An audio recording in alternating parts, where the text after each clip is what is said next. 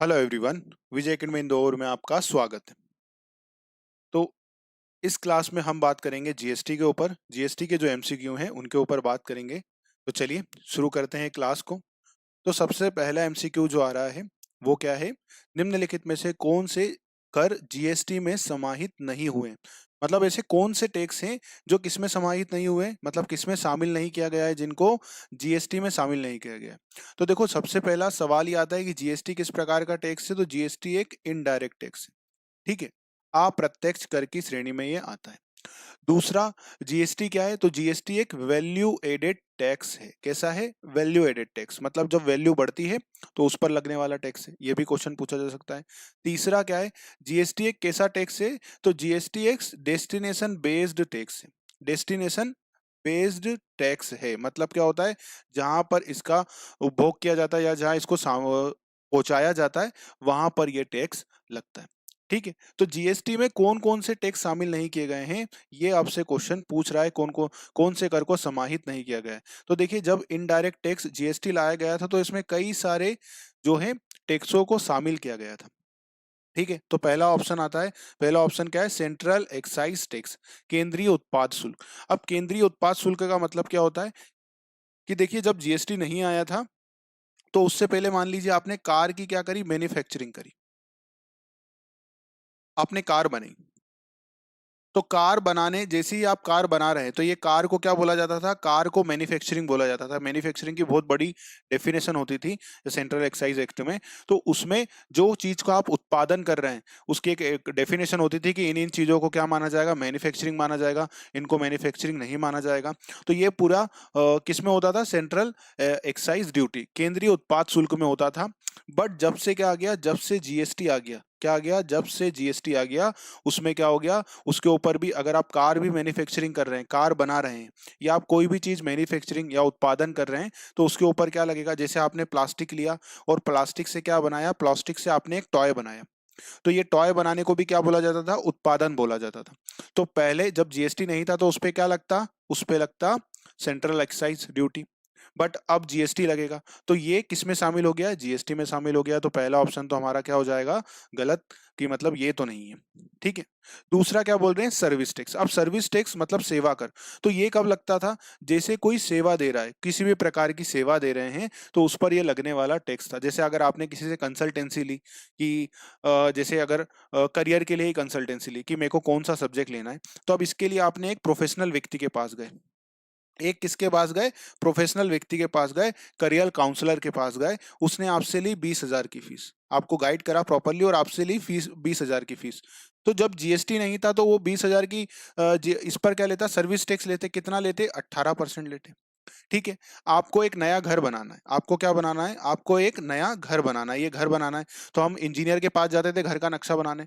तो वो सब किस में आता था? वो सब आता था सर्विस में। और उस पर क्या लगता था? सर्विस टैक्स लगता था। कब? जब जीएसटी नहीं था। तो अब जीएसटी आ गया है, तो अब इस पर भी क्या लगता है? जीएसटी लगता है। ठीक है। इसलिए जो सर्विस आज आप लेते हैं, कभी भी देखिएगा आप, जो भी सर्विस लेते हैं आप, तो उस पर जो रेट देखेंगे वो आप 18% ही देखेंगे। वो 18% क्यों आई है? वो इस सर्विस टैक्स के कारण आई है। ठीक है, क्योंकि सर्विस टैक्स काय में समाहित हो गया है अब? जीएसटी में। तो ये भी हमारा आंसर क्या हो जाएगा? नहीं। तीसरा पॉइंट क्या आता है? तीसरा पॉइंट आता है बेसिक कस्टम ड्यूटी। अब बेसिक कस्टम ड्यूटी क्या होती है ना? बेसिक कस्टम ड्यूटी, तो देखो कस्टम ड्यूटी कब लगती है? ये भी एक इनडायरेक्ट टैक्स है। ये सारे ही क्या है? इनडायरेक्ट टैक्स है। ठीक है। तो ये कब लगती है? तो जब हम कोई माल इंपोर्ट करते हैं। जब हम कोई माल क्या करते हैं? इंपोर्ट करते हैं। मतलब इंपोर्ट करने का मतलब क्या हुआ? आयात करते हैं। आयात करते हैं। अब आयात करने का मतलब क्या हुआ? इसको समझ लेते हैं। तो देखो, जैसे ये है यूएसए। यूएसए, ये यूएसए है, और ये है हमारा प्यारा देश भारत, इंडिया। तो अब आपने क्या करा? यहां से एक टीवी मंगाई, क्योंकि टीवी यूएसए में टेक्नोलॉजी बहुत आगे है। या सबसे अच्छा एग्जांपल लेते हैं आईफोन, या कोई सा एक नया मॉडल मंगाया आपने फोन, है ना, जो यहाँ पर सस्ता मिल रहा है। और ये, तो अब आपने ये यहाँ से आईफोन मंगाया क्योंकि आपको ये सस्ता मिल रहा था। तो ये आईफोन जब यहाँ पर आया है, जब कस्टम फ्रंटियर ये पार करता है, तो इसको क्या बोला जाएगा? ये बोला जाएगा इंपोर्ट। और ये आएगा क्या? कस्टम पोर्ट पर। तो यहाँ पर एक अधिकारी बैठे रहेंगे। ठीक है। कस्टम ऑफिसर, वो कस्टम ऑफिसर देखेंगे अच्छा आपने आईफोन मंगाया है, तो इस पर वो क्या लगाएंगे? इस पर लगाएंगे वो टैक्स। तो जो टैक्स कब लगता है, इंपोर्ट पर लगता है, तो उसको बोला जाता है क्या, कस्टम ड्यूटी। तो ये कस्टम ड्यूटी आज भी लगती है, मतलब आज भी क्या लगती है, कस्टम ड्यूटी आज भी लगती है। तो हमारा आंसर क्या हो जाएगा, हमारा आंसर हो जाएगा सी। कि सी कौन सा आंसर होगा हमारा, हमारा आंसर होगा सी, कि आज जीएसटी में कौन सा कर शामिल नहीं है, तो जीएसटी में जो है कस्टम ड्यूटी शामिल नहीं है। बेसिक कस्टम ड्यूटी आज भी लगती है, मतलब जो भी माल आप कहाँ से मंगाते हैं, आप यूएसए से जैसे इसमें मंगा रहे हैं, तो ये टैक्स इस पर लग जाएगा। समझ में आ गई। अब special additional duty of customs ये क्या होती है, तो देखो ये है ना, ये कब लगाई जाती है, जब आपने ये माल बाहर से मंगवाया, ये ठीक है, ये माल आपने कहाँ से मंगवाया, यूएसए से मंगवाया। तो गवर्नमेंट ऑफ इंडिया ये बोलती है कि ये तो हमने कस्टम ड्यूटी इस पे लगा दी, बट अगर आज ये कहाँ मिलता, आज अगर ये माल इंडिया में बनता, तो इस पर हम क्या लगाते, इस पर हम जीएसटी लगाते। अब जीएसटी लगा पा रहे हैं क्या, नहीं, क्योंकि ये तो कहाँ से आ गया, अमेरिका से आ गया। तो उसको कंपनसेट करने के लिए, उसको पूरा करने के लिए additional special additional duty for customs लगाई जाती है ना। तो ये क्या है, ये जीएसटी के पार्ट को रिकवर करने के लिए लगाई जाती है।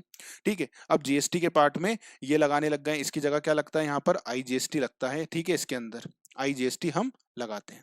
ठीक है, तो कौन सा जो एक्ट है जो आज भी शामिल नहीं हुआ है, तो हमारा आंसर क्या हो जाएगा, हमारा आंसर हो जाएगा बेसिक कस्टम ड्यूटी, आज भी लगती है। एक आईएमपी क्वेश्चन है, ध्यान रखिएगा, क्वेश्चन पूछ सकते हैं। ठीक है, क्वेश्चन नंबर 2 पर बात करें अब। ठीक है, क्वेश्चन नंबर 2 पर बात करते हैं। देखिए, जहां पर मुझे लगेगा कि आपको एक्सप्लेन करने की जरूरत है, मैं एक्सप्लेन कर देता हूं, ताकि चीजें आपके दिमाग में भी आ जाए कि अच्छा इसका मतलब ये है ना। सीधा सीधा आंसर करने की बजाय हम इस तरह से समझेंगे तो चीजें आसानी से आ जाएंगी। और जहां मुझे लगेगा कि हाँ ये क्वेश्चन ईजी है, तो हम सीधे भी बात कर लेंगे। ठीक है, चलिए, तो बात करते हैं पॉइंट नंबर 2 पर। देखिए, दूसरा क्वेश्चन पर बात कर लेते हैं। तो दूसरा क्वेश्चन क्या है, गुड्स।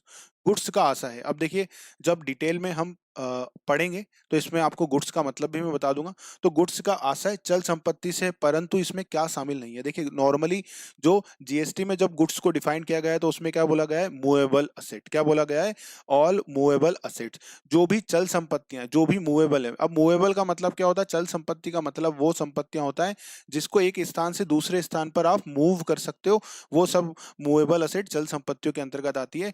परंतु इसमें शामिल नहीं है। इसमें किसको शामिल नहीं किया गया है, आपको ये बताना है। मूवेबल असेट में मतलब गुड्स की जो डेफिनेशन है जीएसटी में, उसमें किसको शामिल नहीं किया गया है। तो पहला आता है एक्शनेबल क्लेम, या एमपी क्वेश्चन है, ध्यान रखिएगा, क्वेश्चन बनते हैं यहाँ से। Actionable claim. दूसरा आएगा ग्रोइंग क्रॉप्स। एक्शनेबल क्लेम मतलब अभियोजन योग्य दावे, जो एक्शनेबल क्लेम हम करते हैं वो यहाँ पर आते हैं। ग्रोइंग क्रॉप्स जो फसलें होती हैं, जो खड़ी फसलें होती हैं, है ना, उसको आता है। दूसरा आता है सिक्योरिटी। जो सिक्योरिटी, कौन सी सिक्योरिटी, इसमें जो सिक्योरिटी होती है, जो शेयर मार्केट वाली सिक्योरिटी होती है, वो वाली सिक्योरिटी। और लास्ट में आएगा क्या, चीनी या शुगर, जो शुगर खाने वाली होती है। तो गुड्स में किसको शामिल नहीं किया गया है, तो गुड्स में प्रतिभूतियों को, सिक्योरिटीज को शामिल नहीं किया गया है। आईएमपी क्वेश्चन है, ध्यान रखिएगा। ठीक है, क्वेश्चन सारे अच्छे हैं, तो ध्यान रखिएगा। अगर आप आंसर भी देते जाएंगे तो अच्छा लगेगा, और अगर आंसर नहीं पता हो तो आप ध्यान रखिएगा कि हाँ इसका आंसर ये है। चलिए, पॉइंट नंबर क्वेश्चन नंबर 3 पर बात करते हैं। क्वेश्चन नंबर 3 आपके सामने आ गया है। जीएसटी में समाहित कर है। अब जीएसटी में कौन सा कर समाहित है, देखो यहाँ पर क्या बोल रहे हैं, जीएसटी में कौन सा कर समाहित कर है, मतलब कौन सा कर जीएसटी में शामिल हो गया है। अभी ऊपर हमारे से कौन सा क्वेश्चन पूछा गया था, देखो ऊपर और नीचे क्वेश्चन में फर्क क्या है। यहाँ पर कौन सा समाहित नहीं है, कौन सा इंक्लूड नहीं हुआ है। तो कौन सा इंक्लूड नहीं हुआ था, कस्टम ड्यूटी जो है इंक्लूड नहीं हुआ था। अब उसी तरह का क्वेश्चन यहाँ पर उन्होंने किस तरह से पूछा, देखो, समाहित कर है मतलब जीएसटी में वो क्या है, जीएसटी में शामिल है। जीएसटी में वो क्या है, जीएसटी में वो शामिल है, जीएसटी के अंदर वो समाहित हो गया है, शामिल हो गया है। अब जीएसटी लगता है उसकी जगह, तो ऐसा कौन सा करे, तो देखो, मूल सीमा शुल्क, बेसिक, कौन सा कर समाहित कर है, कौन सा कर समाहित है, तो देखो, मूल सीमा शुल्क, सीमा शुल्क लगता है, सीमा शुल्क अभी भी लगता है। तो ये सीमा शुल्क समाहित हुआ है क्या, नहीं हुआ है। तो देखो पहला आंसर क्या हो जाएगा, नहीं। दूसरा है सेवा कर, सेवा कर समाहित हो गया है। सर्विस टैक्स की जगह अब क्या लगता है, सर्विस टैक्स की जगह अब जीएसटी लगता है। तो हमारा आंसर क्या हो जाएगा, हमारा आंसर हो जाएगा आंसर नंबर 2, बी। जीएसटी में क्या शामिल हो गया है, तो सर्विस टैक्स। पहले क्या लगता था, जो भी सेवाएं दी जाती थी उस पर लगता था सर्विस टैक्स। अब क्या लगता है, अब उसकी जगह लगता है क्या, जीएसटी। अब उसकी जगह क्या लगता है, जीएसटी। जैसे मान लो आप एक इंजीनियर के पास गए कि हमारे घर का नक्शा बना दीजिए, उन्होंने आपसे कितनी फीस ली, अगर वो 2017 के पहले फीस लेते, सपोज करिए उन्होंने आपके घर की इंजीनियरिंग की ड्राइंग बनाने के लिए 1 लाख रुपए की फीस ली, तो इसके पहले अगर 2017 के पहले ये आप सर्विस लेते, तो इस सर्विस पर वो कितने पैसे लगाते, इस सर्विस पर वो 18% की दर से क्या लगाते, सर्विस टैक्स लगाते, सेवा कर कितना लगाते, 18,000 रुपए लगाते। आज आप इस और कितने पैसे वसूल करेंगे आपसे, 1,18,000 रुपए आपसे ले लेंगे। बट अगर आज आप जाएंगे उनके पास, आज जाएंगे तो आज वो क्या करेंगे, आज आपसे वो सर्विस टैक्स नहीं लेंगे, आज वो आपसे क्या लेंगे, आज वो आपसे लेंगे जीएसटी। क्या लेंगे, जीएसटी। रेट कितना होगा, आज भी रेट 18% ही होगा, जो भी सेवाएं दी जाती है उस पर रेट 18% ही होता है। वो क्यों होता है, क्योंकि सेवा कर से ये आया है इसलिए। तो आज भी वो कितने रुपए लेंगे आपसे, 18,000 रुपए लेंगे, बट अब उसका नाम बदल के क्या हो जाएगा, जीएसटी। ठीक है, और कितने रुपए हो जाएंगे टोटल, 1,18,000 रुपए वो आपसे लेंगे।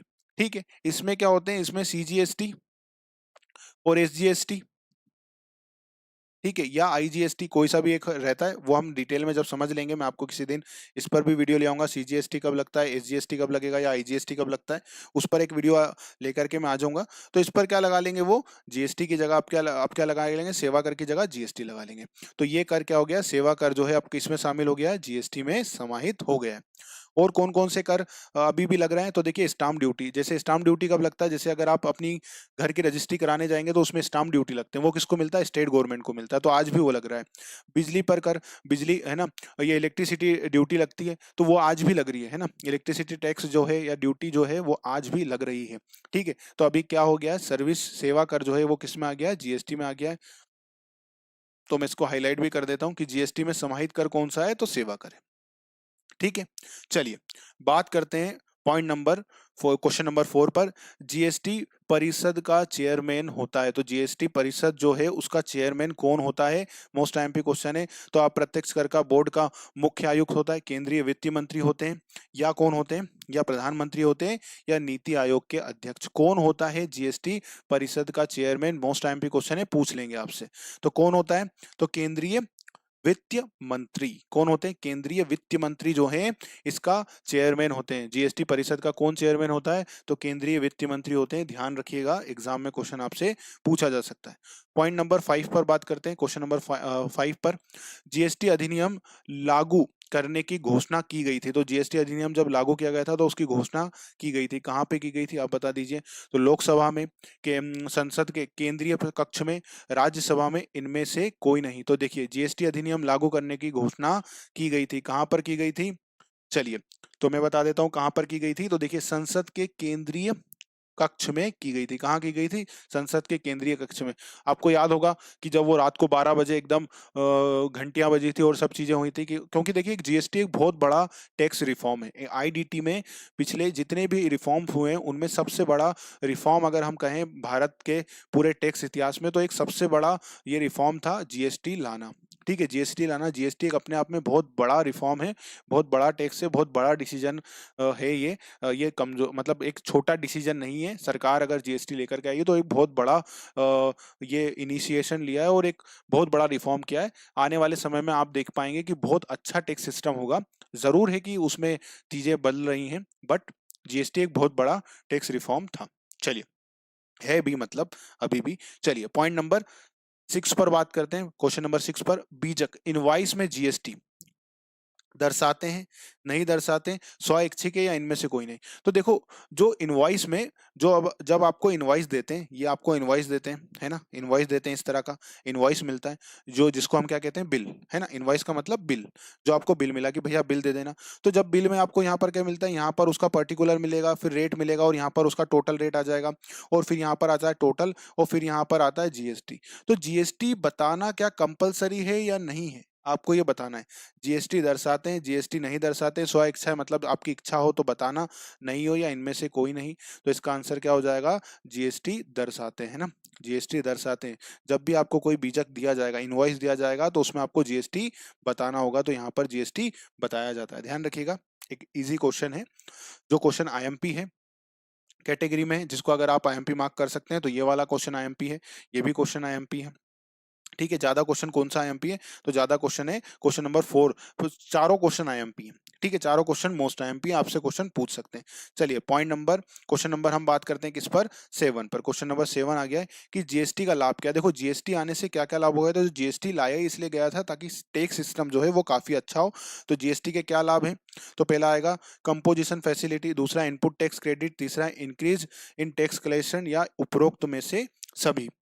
ठीक है, तो देखो कंपोजिशन फैसिलिटी क्या होती है, कंपोजिशन फैसिलिटी ये होती है कि जो छोटे छोटे व्यापारी होते हैं या छोटे लोग छोटे स्तर पर काम करते हैं, जिनका बहुत बड़ा टर्नओवर नहीं है, जिनका बहुत बड़ा टर्नओवर नहीं है, ठीक है, जिनका बहुत बड़ा टर्नओवर नहीं है, तो उनके लिए दिक्कत क्या आती है, उनके लिए दिक्कत आती है कि अगर वो जीएसटी में कई सारी बुक्स रखनी पड़ती है ना, कई सारी बुक्स रखनी पड़ती है ना, रिटर्न भरना, ये कई सारे काम होते हैं और कई सारे कंप्लायंसेस होते हैं। जो एक छोटा व्यापारी, जैसे मान लीजिए एक व्यापारी है, ये छोटा सा व्यापारी है, ज़्यादा उसका व्यापार नहीं है, तो उसके लिए इतनी सारे काम करना बड़ा दिक्कत का काम था। तो सरकार ने क्या करा, उनके लिए एक स्कीम लेकर के आए, उनके लिए एक स्कीम लेकर के आए, उसको क्या कहते हैं, कंपोजिशन स्कीम। इसमें उनसे क्या बोला जाता है, इनसे थोड़े बहुत अकाउंट्स रखे जाते हैं और उनको बोला जाता है जितनी भी आपकी सेल है, मतलब अगर सेल को हम इसकी भाषा में कहें तो टर्नओवर, जितना भी आपका टर्नओवर है उस पर एक सर्टेन परसेंट से आपको बस अपना टैक्स भर देना है, बस बात खत्म। आपको ज्यादा बिल रखने की जरूरत नहीं है, क्रेडिट इनपुट टैक्स क्रेडिट कितना बना है, ये कुछ चीजें रखने की जरूरत नहीं है। मैंने एकदम एकदम आप में शॉर्ट में बताया है कंपोजिशन स्कीम पर, एकदम डिटेल में डिस्कशन किसी और दिन मैं आपसे कर लूंगा। तो कंपोजिशन स्कीम का जो बेनिफिट क्या है, बेनिफिट किस लिए लाया गया था कि छोटे व्यापारियों को जो बुक्स रखने से, रिटर्न की और कई सारे कंप्लायंसेस करने होते हैं जीएसटी में, उससे इनको क्या देना, छूट देना। तो कैसे छूट दी जाती है, तो इनको कहा जाता है जितना भी आपका टर्नओवर है उस पर एक सर्टेन परसेंटेज आपको देना है टैक्स का, और बस आपको कुछ भी नहीं करना है। तो उनको क्या कहा जाता है, कंपोजिशन स्कीम इन छोटे व्यापारियों के लिए होती है। ठीक है, चलिए, तो ये है। दूसरा क्या है, input tax credit. Input tax credit का मतलब क्या होता है, इनपुट टैक्स क्रेडिट का मतलब होता है कि आपने जो टैक्स भर कर आए हैं, जैसे मान लीजिए आपने माल, आप ये हैं एक सेलर और आप आगे माल बेचेंगे इनको, और आप पीछे से माल खरीद कर लाए हैं, तो आपने 1,000 का माल खरीदा, अब इस पर 18% की दर से आपने कितना दिया, 180 रुपये आपने जीएसटी दिया। आगे आप अपने पैसे जोड़ करके आगे दे देंगे, तो आपने इधर 2,000 का माल बेचा, इनको 2,000 का माल बेचा, 100% इस पर आपने लिया क्या, मार्जिन ली। तो अब इस पर कितना टैक्स लगेगा, 18% की दर से 360 रुपए। तो आपको ये 360 रुपए, अब ये इनसे कितने रुपए लेंगे, आप इनसे लेंगे आप 2,360 रुपए इस व्यक्ति से, या आप हैं, या आपने 2,360 रुपए लिए। अब इसमें से 360 रुपए आप किसको देंगे, 360 रुपए गवर्नमेंट को आपको पे करना पड़ेंगे जीएसटी के। पर आपने ये जो 180 रुपए पीछे पे करके आए हैं, इसका आप क्या ले लेंगे, इसमें ले लेंगे क्रेडिट, और आप कितना पे करेंगे गवर्नमेंट को, आप गवर्नमेंट को पे करेंगे केवल 180 रुपए। किसको पे करेंगे, मोदी सरकार को आप कह सकते हैं, या कोई सी भी सरकार को। इस तरह से कहना थोड़ा सा इनफॉर्मल होगा। तो आप सरकार को कितना पे करेंगे, सरकार को आप 180 रुपए पे करेंगे। तो जो आपने पीछे पेमेंट करके आए हैं टैक्स का, ये आगे जो आप टैक्स रिकवर कर रहे हो उसमें से आपको क्या मिल जाएगी, इसकी क्रेडिट मिल जाएगी। तो इसको बोलते हैं इनपुट टैक्स क्रेडिट। ठीक है, ये भी इसका फायदा है। दूसरा क्या फायदा है, इंक्रीज इन टैक्स कलेक्शन। देखिए जब से जीएसटी आया है, सरकार का टैक्स कलेक्शन क्या हो गया है, दिन पे दिन बढ़ते जा रहा है, क्योंकि जीएसटी में नए नए लोग जुड़ते जा रहे हैं, सरकार भी नई नई जो है गुड्स को भी ऐड कर रहे हैं। तो ये फायदा इससे मिल रहा है। ठीक है, तो इसका ये बेनिफिट है। समझ में आ गई बात, इसका जो बेनिफिट है वो ये है ना। तो इसलिए इसका आंसर क्या है, इसका आंसर है उपरोक्त सभी। क्या हो जाएगा इसका आंसर, इसका आंसर हो जाएगा उपरोक्त सभी की ये सारे बेनिफिट हैं। ठीक है, अब बात करते हैं पॉइंट नंबर क्वेश्चन नंबर 8 पर। क्वेश्चन नंबर 8 क्या है, भारत में जीएसटी। तो भारत में जीएसटी है वो कैसा जीएसटी लागू हुआ है, आपको ये बताना है कि भारत में जो जीएसटी लागू हुआ है वो कैसा लागू हुआ है। Single GST, dual GST, triple GST, या उपरोक्त में से सभी। तो देखिए भारत में जो जीएसटी लागू हुआ है वो कैसा जीएसटी लागू हुआ है, तो वो डुअल जीएसटी लागू हुआ है। अब डुअल जीएसटी का मतलब क्या होता है, मैं आपको बता देता हूँ डुअल जीएसटी का मतलब क्या होता है। तो देखिए डुअल जीएसटी का मतलब होता है कि जब भी, जैसे सपोज करिए, जीएसटी की रेट क्या है, जो आप काम कर रहे हैं उस पर जीएसटी की रेट है 18%, है ना। तो ये जैसे आप बोलते हैं ना 18%, इसमें दो रेटें होती है। जैसे मान लीजिए आपने एक माल बेचा, उसकी सेल प्राइस कितनी है, उसकी सेल प्राइस है 1,00,000 रुपए। ठीक है, उस पर सेल प्राइस कितनी है, उसकी जो सेल प्राइस है वो है 1,00,000 रुपए। तो अब आपने 18% बोला है, तो इसमें 9% क्या होता है, इसमें 9% होता है सीजीएसटी। और 9% क्या होता है, SGST। ठीक है, 9% क्या होता है, SGST। ये लगता है ईमानदारी से कैसा, 9,000 रुपए जो है CGST के लिए जाएंगे, 9,000 रुपए SGST के लिए जाएंगे। और अगर आपका एक राज्य से दूसरे राज्य में, मतलब आपका इंट्रा स्टेट हो रहा है ना, इंटर स्टेट ट्रांजेक्शन हो रहा है, हम उसको भी मैं बता दूंगा आपको, इंटर स्टेट ट्रांजेक्शन। तो जब ऐसा ट्रांजेक्शन हो रहा है तो फिर क्या लगता है, फिर आप में लगता है IGST। क्या लगता है, 18% से लगता है IGST।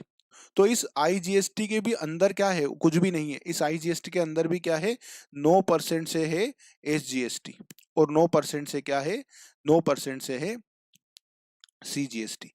मतलब भले ही IGST की रेट 18% है, पर उसके अंदर जो है वो 9% की बात यही है। और IGST कितना वसूल कर लिया जाएगा, 18,000 रुपए वसूल कर लिया जाएगा। अगर कौन सा ट्रांजेक्शन है, अगर ट्रांजेक्शन इंटर स्टेट है तो अभी हम इसको अभी अलग रखते हैं, केवल ये देखते हैं कि अगर रेट कितना है, रेट है 18% का, तो इसमें 9% CGST और 9% SGST लग जाएगा, CGST लग जाएगा। तो अब ये जो 9,000 रुपए है, ये किसको जाएंगे, ये 9,000 रुपए, जैसे अगर मान लो MP में अगर ये बिल बना है, तो ये 9,000 रुपए किसके पास जाएंगे, ये 9,000 रुपए जाएंगे MP गवर्नमेंट के पास। किसके पास जाएंगे, MP गवर्नमेंट के पास।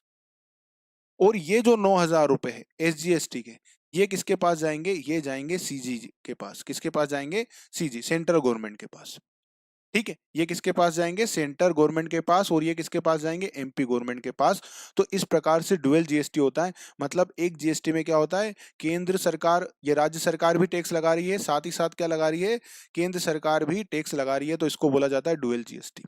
ठीक है, तो अभी भारत में कौन सी GST प्रणाली लागू है, तो दोहरा डुअल GST प्रणाली लागू है, जिसमें क्या होता है, टैक्स लगाती समय केंद्र सरकार, राज्य सरकार भी अपना टैक्स लगा रही है, साथ ही साथ केंद्र सरकार भी अपना टैक्स लगा रही है, तो इसको बोला जाता है डुअल GST। ठीक है, पॉइंट नंबर 9 पर बात करते हैं। पॉइंट नंबर 9 क्या है, क्वेश्चन नंबर 9 पर। तो क्वेश्चन नंबर 9 पर क्या बात करते हैं, क्वेश्चन नंबर 9 पर बात कर लेते हैं। चलिए, तो देखिए क्वेश्चन नंबर 9 को ले लेते हैं यहाँ पर। तो अब देखिए GST क्या बोल रहा है कि राज्य सरकार द्वारा, GST राज्य सरकार द्वारा कर है, केंद्र सरकार द्वारा कर है, या दोनों द्वारा। जो GST लगाया जाता है वो किन किन के द्वारा लगाया जाता है, मतलब केवल राज्य सरकार द्वारा लगाया जा रहा है क्या, तो ऐसा है क्या, नहीं, दोनों लगा रहे हैं, राज्य सरकार भी लगा रही है, साथ ही साथ कौन लगा रहे हैं, साथ ही साथ जो है केंद्र सरकार भी टैक्स लगा रही है, तो दोनों एक साथ लगाते हैं। तो हमारा आंसर क्या हो जाएगा, क्या केवल केंद्र सरकार लगाती, राज्य सरकार लगाती है, नहीं। क्या केंद्र सरकार ही लगाती है, नहीं, दोनों लगाते हैं ना, तो हमारा आंसर क्या हो जाएगा, दोनों। तो इसलिए आंसर क्या हो जाएगा, आंसर हो जाएगा C। क्वेश्चन नंबर 10 पर बात कर